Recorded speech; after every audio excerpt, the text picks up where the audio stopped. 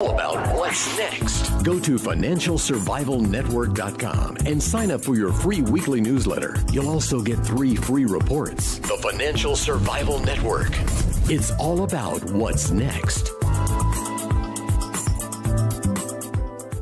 Welcome. You are listening to the Financial Survival Network. I'm Kerry Lutz. It's November 1st, 2017. We actually made it through September and November without a crash. How did that happen? I wonder. Hey, first couple of housekeeping matters. The RSS feed, which had stopped feeding due to an event that I totally didn't understand, we've managed to fix it so your shows will automatically download every time we post a new episode. All you got to do is go over to the iTunes store and then type in the search box, Financial Survival Network or Kerry Lutz. And then when it comes up, you click subscribe, automatically gets downloaded to your iTunes program. If you don't have the iTunes program, just Google iTunes download program, and you can easily get it. Hey, as always, email us at kl@kerrylutz.com. Don't forget the Twitter feeds at Kerry Lutz. And Andrew Hoffman is with us now. Andy, we're seeing more records in Bitcoin. What could be going on here? Well, there's so many things going on here. And,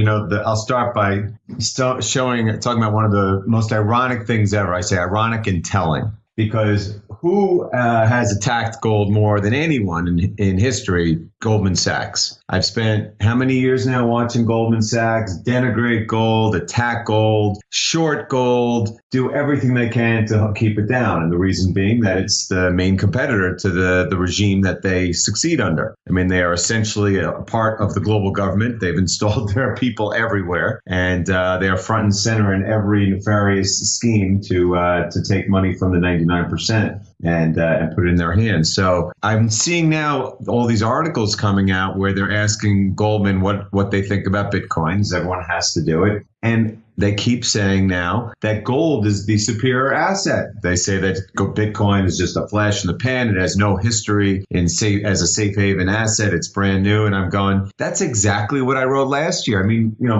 my 2 signature articles when I was at Miles Franklin about Bitcoin, I wrote the first one in May of 2016. It was called Precious Metals and Bitcoin, Twin Destroyers of the Fiat Regime, although I would reverse the order of that. And the second one was Why Bitcoin Will Make Gold and Silver Go Up. And in it, I said that once governments rapidly realize that Bitcoin is the bigger threat, they're going to stop worrying about gold and eventually suppressing it and worry about, flailing like Don Quixote at windmills at Bitcoin. And sure enough, you got Jamie Dimon. He can't shut up about how it's a fraud. And, the Chinese government's banning exchanges. And now you have Goldman Sachs writing reports saying that you should own gold because Bitcoin is not a safe haven. I'm saying this is exactly what I said would happen. It's just happening so much faster than even I could have imagined.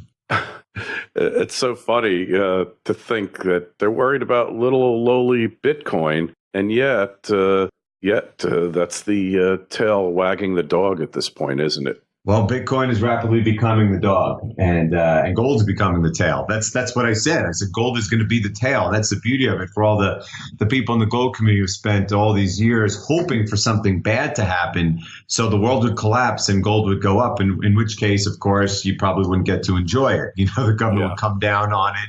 They try. I'd say they try. It doesn't mean they'd succeed in getting it from you, but they confiscate it, windfall profit tax, it villainize, expropriate, nationalize mines, all that kind of stuff. And I'm saying, and I have been saying, that it's going to now just be a passive storage value asset, that governments aren't going to care about it. Governments are going to be powerless to hold it down, by the way, because they've so destroyed the mining industry that now production is in free fall. I mean, we're below mining costs right now. Even the mainstream recognizes that gold production will fall 20% in the next decade, and silver probably the same. And it's gotten to the point where they don't care. It's like when I see gold held down, like today or any day, I say to myself, well, yeah, they still think they got to keep doing this because, I guess if they let go of the pedal right now and, it just shot up to 1,500, it would get some attention. But, 1,500 is nothing. I think that they're just kind of winding down this operation of suppressing gold and ramping up their thought of how we're going to respond to Bitcoin. I mean, Bitcoin is 1,000 times more powerful than any financial technology they've ever dealt with, including their algorithms and derivatives that they've used to control the system. And it's 1,000 times more powerful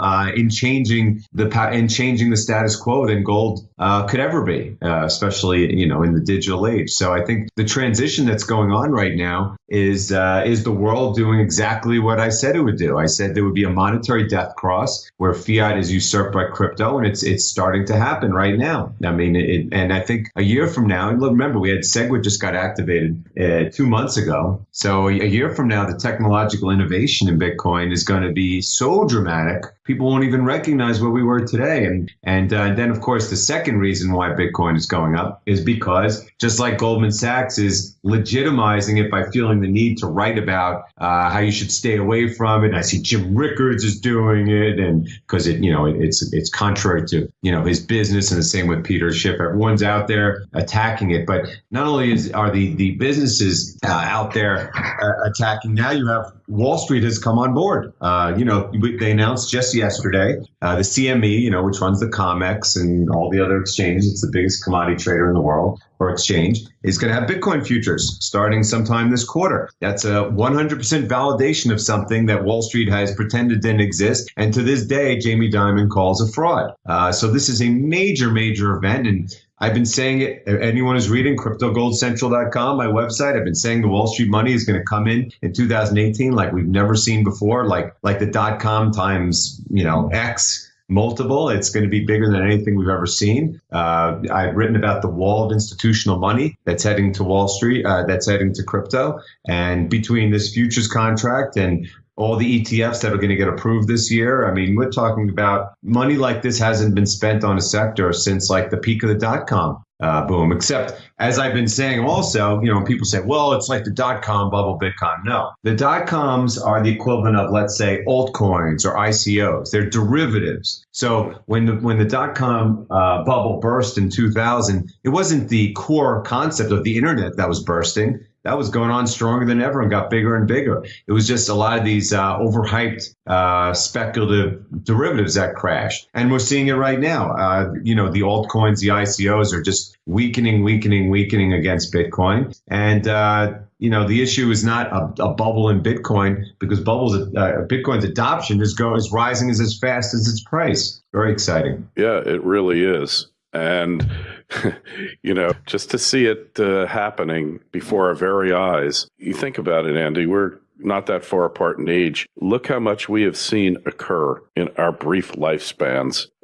Technology, upheaval of the existing status quo, complete loss of faith in government, not to mention, travel, the world becoming so much smaller, all these movements that have come apace during our lifetime. There's never been a more exciting time to be alive here, Andy. Yeah, it's those growth curves in technology. And I refer to crypto versus fiat as Star Trek versus Flintstonian. It took how many centuries, at least in fictional time, for us to get from Flintstones to Star Trek? Well, we're going, at least in the monetary system and many other things, as you're talking about, we're going from Flintstones to Star Trek in one generation or two generations. Yeah. And there's really nothing like anything we've ever seen before. No, it's like nothing we have ever seen in our lives. It's just incredible. When you wake up every day, Andy, you don't know what's going to happen.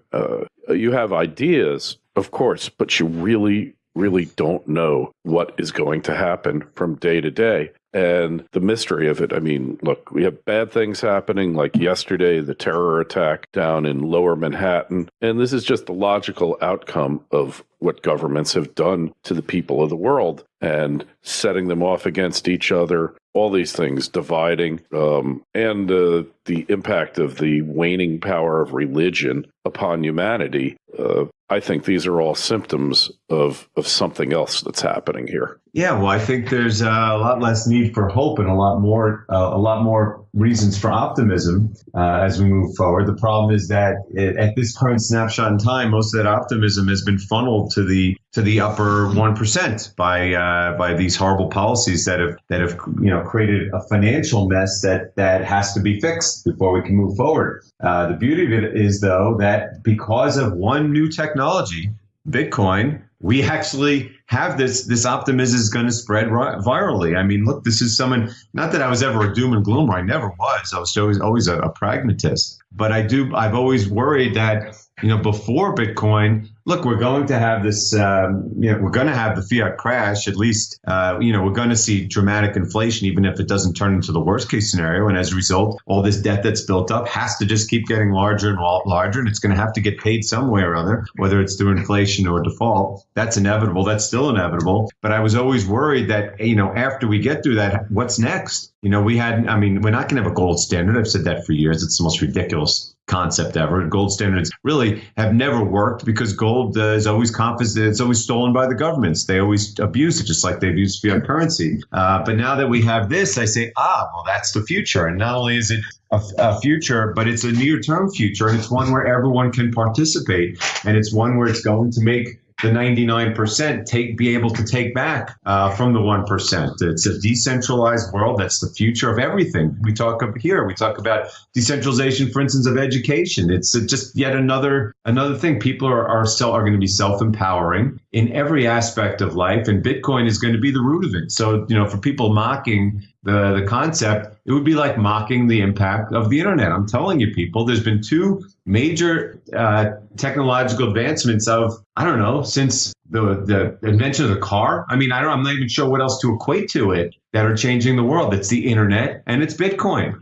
Well, and you could say, well, it's blockchain, but no, it's the Bitcoin blockchain. You could go back to fire. There have been these transformative technologies, Andy, throughout history. Electricity. I was going to say electricity and splitting the atom. There are things that after man encounters it, after its impact is felt, humanity's never the same. I would argue flight on airplanes is up there. The concept of interplanetary travel is up there. And I put Bitcoin, the blockchain, up there with it as well, because putting aside the monetary uses for it, which are vast, there's the ability to open up the entire economic system to transparency and to integrity and honesty. I think it's got the ability to do what no attorney general of any country or world power can do, and that is shine sunlight into some very seamy and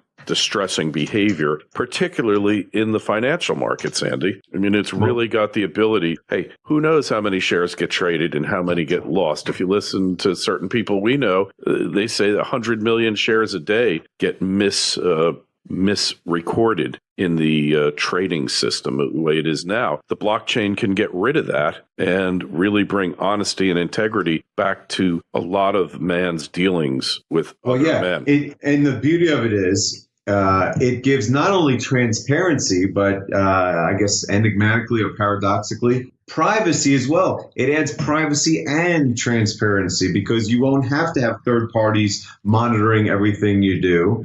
And of course, the things that they are doing, you'll now be able to understand more clearly. Like people ask me now, I get all these emails, and again, some people don't understand that I don't work for Miles Franklin anymore. I'm not just here to just answer all your questions. I do consultations now. I write a blog for just $225 a year. I am literally posting 10 articles per day. And I do consultations, okay? But so when people say, well, what is the impact of this new CME Bitcoin futures contract? Are they just going to be able to naked short it, the way that they naked short gold? And I'm sure that a lot of people listening right now, that's like the number one question on their mind. And the answer to that question is no, they are not going to be able to do that. If they even try, it'll be yet another Don Quixote flailing at windmills trying to stop Bitcoin. Because for one, because of the transparency of the blockchain, all the Bitcoin is accounted for. You're not going to be able to just pretend all this Bitcoin exists that doesn't exist. That's one part of it. Two, the other reason that the gold suppression has worked so well is because it's a system that has been developed over 50 or 60 years of collusion among the central banks, of pretending that they all have all these bit reserves. You know, the U.S. has 8,133 tons, all that kind of stuff. And so there's always kind of this opaqueness and this belief, you know, like what's his face, Steve Mnuchin. The other last month, he goes to Fort Knox and writes a tweet. Well, it's good that the gold's all here. Oh, good. I'm glad that you say that it's all there. Let me see an audit of it. And even if there was an audit, it wouldn't matter because that gold doesn't necessarily mean it's owned by us. We know about the leasing and the swapping and the other ways, the deep storage gold. So again, this is a well-developed system over years. I mean, remember that we found those cables that came out in 1974. Right. WikiLeaks found them where it was like between the U.S. and British government saying, yeah, we're going to create the COMEX. It literally went online like a day before gold was legalized to be owned by the people in like the end of 1974. And we're going to create this so that it creates all this volatility and discourages hoarding. I mean, they're like telling you this is what they're doing, and this has been developed for many decades, and it works well, especially in the modern world. They got all this other fintech, which enables the Dow to go up literally every day. I mean, you've never seen valuations like this. They have no semblance to reality. There's no volatility. There's no reaction to any news of any kind. Because they've created this fintech and they thought that they can control the world. That, hey, we can keep paper gold down, even though the supply of physical is getting tight. We can make the stock market go up no matter what. We can keep interest rates low no matter how much inflation there is and debt, et cetera, et cetera. The problem is that they just came across a more powerful technology. That technology was born, the Bitcoin blockchain, was born as a result of what they did. It's not a coincidence that, I mean, in fact, yesterday was Halloween. Halloween 2008 was the day that Satoshi's white paper came out 9 years ago in response to the financial crisis and all these things that were done to it. And again, this is like a cannon going up against a pea shooter. And that's why the powers that be, they're all scared and they're saying, oh, gold is better than Bitcoin, because they don't realize what they're up against. The Chinese say, we're banning Bitcoin. Jamie Dimon that same week says Bitcoin's a fraud. That was when it was 4,000. It's gone up like 60% since. They laugh at Jamie Dimon. They laugh at the Chinese government. They laugh at Jim Rickards. They laugh at anyone who tries to disparage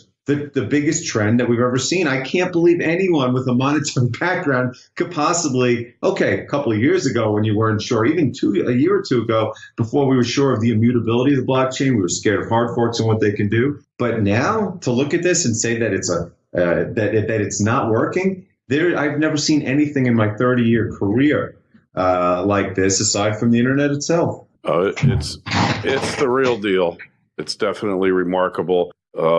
You know, I was reading an article about somebody who lost their PIN number and they're out $30,000. You know, Andy, that's a big factor. A lot of the Bitcoins out there have been lost, or access to them, ownership of them have been lost.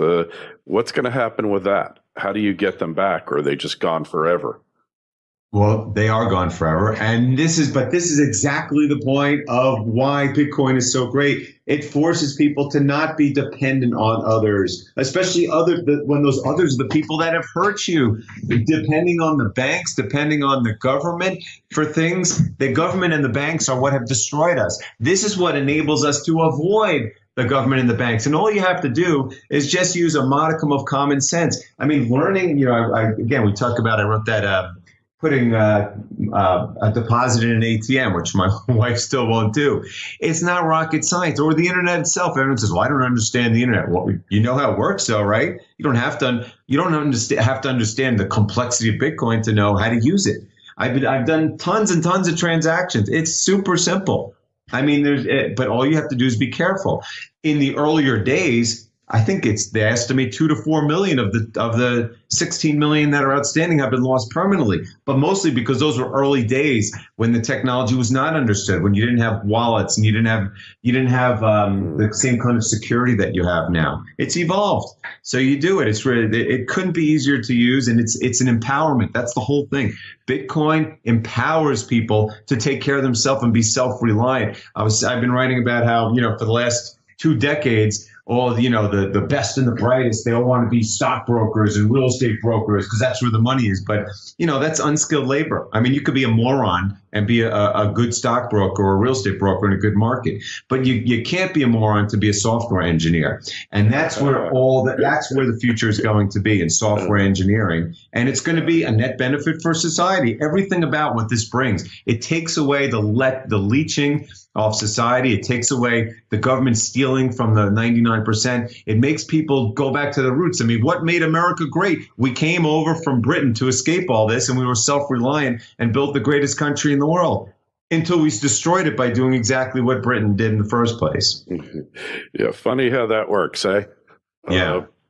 History. But that's history. That's what always happens. It keeps repeating itself, or it keeps rhyming away, as Mark Twain would say, right? And that reminds me, because I want to get the last point in, which is not related. It's not specifically about Bitcoin, but I'm sitting there looking today at everything and go, yes, of course, Bitcoin's rising for its own factors. Okay, but when you take it out of the vacuum, you realize, look, Bitcoin came around because of monetary destruction, fiat inflation, and now everything is inflating. I mean, look, things are bad. There's still a horrible imbalance in the world because of all the debt that's been built up because of all this fiat currency. It started in 2008, and the only reason it hasn't completely imploded is because they developed this financial technology, which enables stock markets to go up every day, no matter what, despite all the debt that's exploding and gold to be held down. But the fact is